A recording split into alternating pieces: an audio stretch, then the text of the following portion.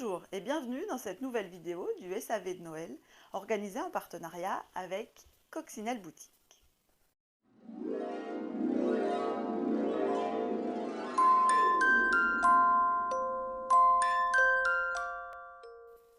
Dans cette série du SAV de Noël, nous avons déjà parlé de la déception d'un enfant face à ses cadeaux de Noël.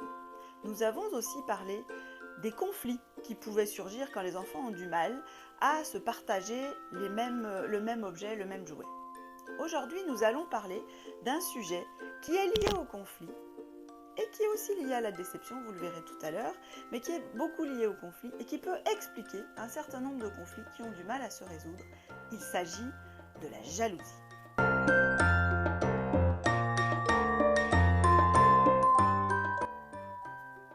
Alors, comment ça se passe avec la jalousie?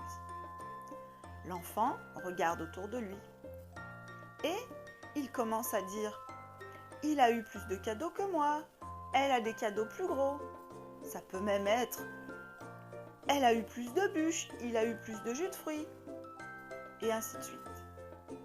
Parfois même, les enfants vont aller encore plus loin que ça et ils vont dire « Ouais, de toute façon, tu m'aimes pas, tu aimes mon frère ou ma soeur plus que moi, tu aimes les autres plus que moi. » Là, nous sommes confrontés à un piège. Nous voyons bien que l'enfant traverse quelque chose de très désagréable pour lui, qu'il n'est pas bien intérieurement. Et ce que nous essayons de faire en général, c'est de minimiser cette expérience extrêmement désagréable que l'enfant est en train de vivre.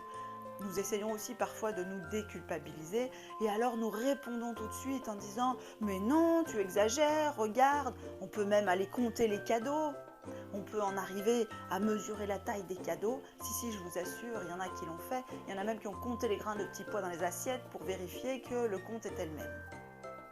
Mais ce faisant, on rentre dans un piège. Et ce piège, il est encore pire quand l'enfant nous accuse, entre guillemets, de ne pas l'aimer ou de l'aimer moins que d'autres. Nous lui disons « Mais non, tu te trompes, regarde, j'ai passé du temps avec toi, j'ai fait ceci, j'ai fait cela. » Ce piège, il est celui d'essayer de répondre par des arguments mathématiques, intellectuels, rationnels. Souvenez-vous du ballon des émotions.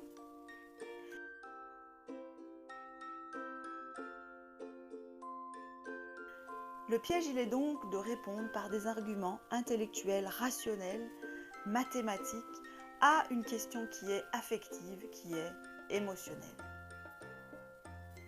Quand nous disons à l'enfant « Mais non, tu te trompes, regarde, il a eu le même nombre de cadeaux que toi, tu exagères, tu as eu un cadeau plus cher et lui des moins chers » ou des choses comme ça. Nous essayons de le convaincre qu'il a tort de ressentir ce qu'il ressent. Nous essayons de le convaincre qu'il ne doit pas être déçu, qu'il ne doit pas être triste et qu'il doit se contenter de ce qu'il a. Encore une fois, tout ceci est effectivement rationnellement tout à fait juste, mais ce n'est pas une manière très efficace de le faire. En effet, quand on lui dit ça, l'enfant, lui, ce qu'il entend, c'est « Mes parents ne me comprennent pas, ils ne comprennent pas ce que je vis, ils s'en fichent de ce que je vis. » Ou bien même, ça peut aller encore plus loin quand ils parlent d'amour, ils peuvent même penser « Ils ne m'aiment tellement pas qu'ils essayent de me faire croire le contraire. S'ils me disent ça, comme ça, en essayant de me rassurer, ça veut dire que la situation est encore pire que ce que je pensais. » Si, je vous assure, réfléchissez-y bien. Alors, comment faire? Eh bien, encore une fois, revenons-en à ce fameux ballon émotionnel. Lorsque l'enfant ressent cette émotion où il ne se sent pas bien et où il commence à compter les cadeaux, à regarder la taille des parts de bûches, ça vaut le coup de le ramener sur quelque chose d'émotionnel et de ne pas répondre sur du rationnel. Et donc, l'idée, c'est de sortir du piège de la comparaison.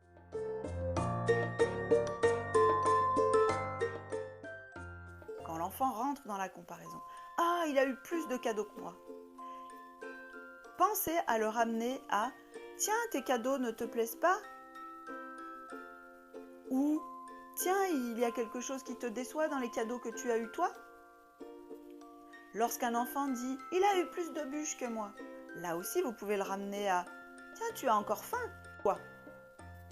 je me souviens d'une conférence sur la fratrie que j'avais animée il y a quelques années. Et à la fin de cette conférence, il y a deux jeunes filles s'étaient présentées à moi et étaient venues me poser des questions. Et puis l'une d'elles me dit oui, voilà, nous on a un problème, on a un petit frère, nos parents lui passent tout, c'est pénible, on ne sait pas comment faire pour faire comprendre à nos parents que c'est pas juste. Et je leur avais posé cette drôle de question qui était mais indépendamment de votre petit frère, qu'est-ce que vous voudriez que vos parents fassent pour vous et vous seul qui vous ferait dire que votre vie est satisfaisante pour vous? Et après quelques secondes de réflexion, l'une des deux m'avait dit oui, c'est vrai finalement, tant mieux pour lui s'il a plein de trucs.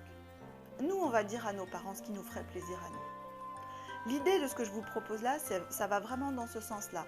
C'est-à-dire que quand je suis bien dans mes baskets, quand ma vie me convient, mon travail est intéressant, je m'entends bien avec mon conjoint, la relation avec mes enfants est bonne, je ne vais pas aller comparer avec mon voisin et dire « Ah, lui, il a une plus grosse voiture que moi, c'est pas normal ».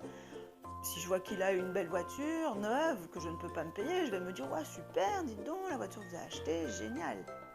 Mais ça ne peut fonctionner que si je suis bien avec ce que j'ai. Si je ne suis pas bien avec ce que j'ai, je vais effectivement peut-être avoir tendance à aller regarder chez le voisin et à être un peu amère et à être un peu déçue.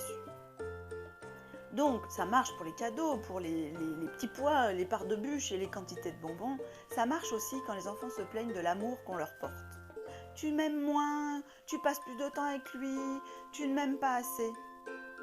Quand l'enfant se compare à un autre enfant, essayez toujours de le ramener à qu'est-ce que tu voudrais toi, pour toi, indépendamment de ce que je fais pour ton frère ou pour ta sœur, comme s'il n'existait pas. Qu'est-ce que je pourrais faire avec toi, pour toi, qui te satisferait toi.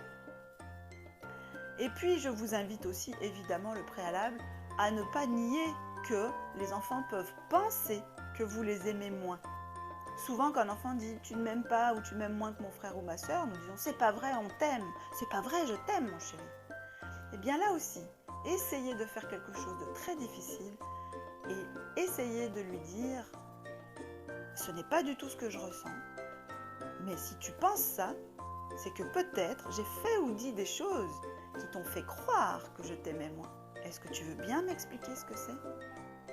Et de cette façon, vous allez pouvoir dénouer les fils qui vont vous faire comprendre ce que l'enfant a interprété de votre part comme étant un signe que vous l'aimez moins. Voilà, j'espère que ces quelques outils vous aideront au matin de Noël si l'un ou l'autre de vos enfants se plaint qu'il a moins de cadeaux, pas assez beau ou moins beau que les autres. Et puis je vous invite à retrouver l'article sur le blog blog.scomc.fr qui reprendra cette vidéo et qui vous donnera des pistes encore complémentaires autour de la jalousie. Je vous remercie et je vous retrouve bientôt pour une dernière vidéo du SAV de Noël. Merci et à bientôt.